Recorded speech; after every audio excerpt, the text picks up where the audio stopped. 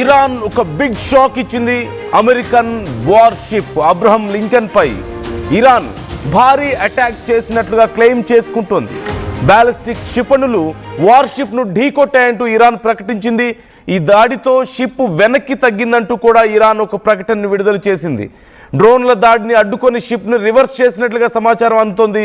Iran ప్రకటనను మరోవైపు America తోసిపుచ్చింది. USS Abraham Lincoln అమెరికాకు సంబంధించినటువంటి క్యారియర్ షిప్. అదిగో మనకు కనిపిస్తోంది స్క్రీన్లో, అతిపెద్ద క్యారియర్ షిప్. ఈ నేపథ్యంలో ఈ షిప్ మీద మేము అటాక్ చేశాం అంటూ ఇప్పటికే ఇరాన్ ప్రకటించుకుంది. మేము అటాక్ చేస్తుంటే ఈ షిప్ అలాగే వాళ్ళకి సంబంధించినటువంటి కౌంటర్ స్ట్రైక్ చేసేటువంటి మరికొన్ని షిప్స్ కూడా అక్కడి నుంచి వెనుదిరిగాయి, పారిపోయే ప్రయత్నం చేశారు. మేము అటాక్ చేస్తుంటే మమ్మల్ని తప్పించుకొని అంటూ ఇరాన్ చేసినటువంటి ప్రకటన ఇప్పుడు ఒక్కసారిగా యుఎస్కి మాత్రమే కాదు ప్రపంచ దేశాలను సైతం ఒక్కసారి అలర్ట్ చేశాయి.